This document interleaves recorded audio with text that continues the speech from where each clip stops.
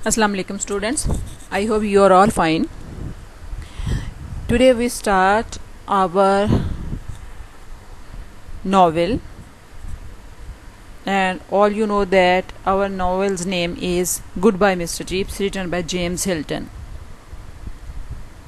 Today we discuss our chapter number 7. Let's have a look at the main points of the chapter.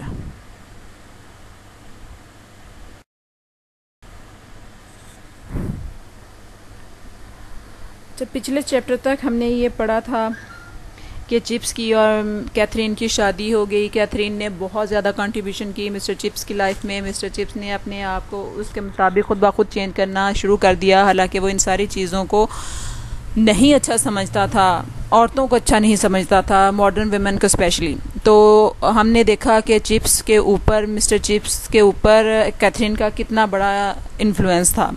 अब इस chapter में भी हम पढ़ेंगे, हमने इस चैप्टर में देखेंगे कि चिप्स वही अपनी यादों में खोया हुआ है, वो कैथरीन की यादें हैं। वो कैथरीन की यादों के खुशनुमा जो रंग हैं उसके जहन में आ जाते हैं और उसके यादों को सजा देते हैं।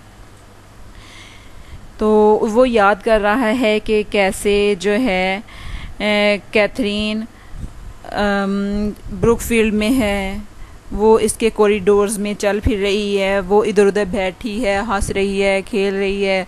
उसको सारे के सारे ख्यालात आते हैं और वो कैथरीन को याद करना शुरू कर देता है।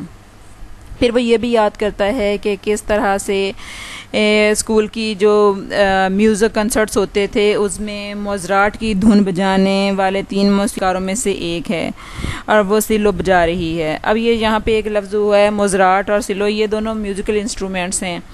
और वो क्योंकि जब उनका म्यूज़िकल कॉन्सर्ट हुआ करता था तो वो उसमें क्यों पार्टिसिपेट करती थी, वो मुख्तलिफ़ चीज़ों में पार्टिसिपेट करती थी, उसके साथ इन्वॉल्व रहती थी एक्टिविटीज़ में। तो वो उसको याद कर रहा है और वो याद करता है कि उसके जो बाजू हैं वो किस तरह से उस हयाज पर फैल रहे थे और वो कैसे उसको बड़ी उम्दगी से बजा रही थी। और उस वक्त उसको ये लगा था कि वो बड़ी उम्दा मौसीकार रही है। और फिर वो यहाँ पर डिस्कस करता है कि कैथरीन जो है उसको याद आता है कि उसको कितने मशवरे दिया करती थी, और छोटे छोटे मिसाल में जब वो उसको मशवरे देती थी तो ये मशवरे बड़े अच्छे भी होते थे। कभी कभार ऐसा होता था कि मुख्तलिफ इश्यूज़ हो जाते थे जब, तो उसमें वो चिप्स का जब मशवरे देती थी तो कुछ चिप्स मानता था, कुछ नहीं मानता था। ठीक है, अगर वो उसका मशवरा कबूल ना भी करता था तो मगर फिर भी उसका मशवरा जो है हमेशा उसके डिसीजन पर असरअंदाज ज़रूर होता था। बाज़ औक़ात वो कहती थी कि जब चिप्स बच्चों के साथ कोई सख्ती करता था, स्टूडेंट्स के साथ स्ट्रिक्ट होता था, तो वो उसे कहती थी कि तुम्हें नहीं लगता कि ये एक गलत चीज़ है कि तुम इनके साथ सख्ती से पेश आओ, क्योंकि इस तरह से सैकड़ों लड़कों को यहाँ पर बंद रखना एक गैर फितरी अमल है कि तुम लोगों ने बच्चों को इधर इस तरह से रखा हुआ है। तो वो इस पे थोड़ा सा डिसअपॉइंट होती थी। तो चिप्स उसे जवाब देता था कि इस किस्म के मामले में सख्ती करनी पड़ती है कि अगर कुछ बच्चे गलत हरकत करते हैं, अगर पनिशमेंट ना दी जाए, उनको पनिशमेंट ना दी जाए तो दूसरों पर असर नहीं होता। तो चिप्स उसके लिए उसको कहा करता था, एक प्रोवर्ब इस्तेमाल करता था कि 1 black sheep can contaminate others, कि एक जो गंदी मछली है वो सारे जल को गंदा कर देती है। फिर वो उसको मशवरा देती थी कि वो बच्चों के साथ ज़रा कूल काम रहा करे, नरमी का रवैया अख्तियार किया करे। तो इस तरह से वो उसको बार बार मशवरे देती थी। तो इसका असर ये होता था कि तकरीबन 10 मशवरों में से वो इसका कोई एक मशवरा रद्द कर देता था, मगर तकरीबन आधे मामलात में वो ये साबित हो जाता था कि काश वो उसकी बात मान लेता। वो थोड़ा अवॉइड करता था उसके सारे मशवरे मानने से, एक आध को रिजेक्ट भी कर देता था। और बाज़ औक़ात ऐसा होता था कि जो उसने मशवरे दिए हुए होते थे, तो जब वो उसके अकॉर्डिंग नतीजा नहीं निकलता था जैसे चिप्स चाह रहा होता था, तो फिर उसको अफसोस होता था कि वो उसकी बात मान लेता था। यानी किस कदर इन्फ्लुएंस था, वो उसको इसको ज़्यादा पसंद करता था और उसको उसके फ़ैसले इतने पसंद आते थे। और वो अपनी यादों में खोया हुआ है और वो याद कर रहा है उसकी किस तरह से हेल्प करती है।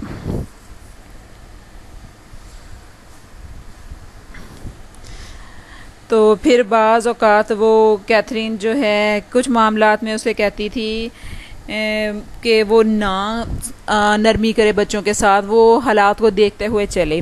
वो कहती थी बाज़ मौक़ों पर उसे सख्ती करने की भी ज़रूरत है, और उस बात के उसको इस बात के लिए वो उकसाती थी कि वो सख्ती करे जहाँ पर ज़रूरत है। और वो इसलिए ये कहती थी कि घमंडी लड़कों को सज़ा देने के हक़ में थी।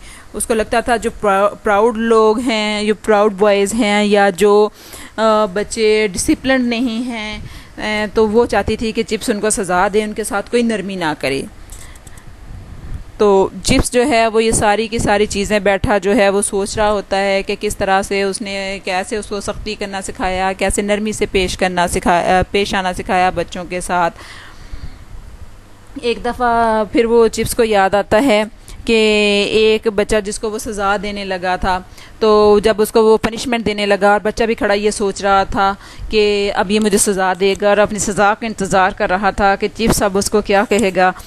तो चिप्स के जहन में फिर कैथरीन का ख़्याल आ गया, और जब कैथरीन का ख़्याल आया तो उसने फिर उसको सज़ा देने का फ़ैसला जो है मुलतवी कर दिया, और उसने कहा कि young रफ़ियन, I am hanged if I can think of any reason to let him off, but I shall bet she would have done।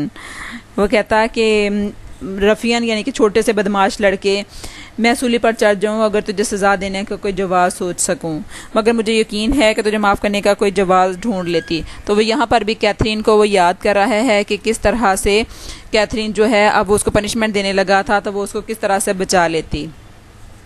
तो मुख्तलिफ़ मौक़ों पर कैथरीन ने उसको बच्चों को सज़ा देने पर उकसाया, और मुख्तलिफ़ मौक़ों पर उसने उसको ये सजेस्ट किया कि बच्चों को माफ़ कर दे। बाज़ मामलात ऐसे होते हैं जिन पर बच्चों को माफ़ कर देना ज़रूरी होता है।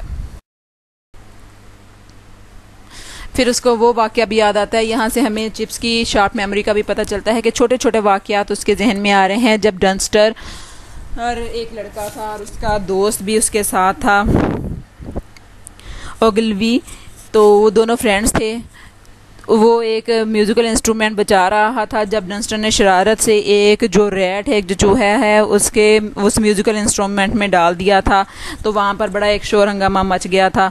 तो वो उनको भी ये याद करता है, कैथरीन को याद करते करते उसको अपने ये दो स्टूडेंट्स भी याद आ जाते हैं, और वो कहता है कि अब किसी को ये नहीं पता कि जो ओगलवी था वो भी मर चुका था और डंस्टर जो है वो भी पानी में डूबकर मर चुका था।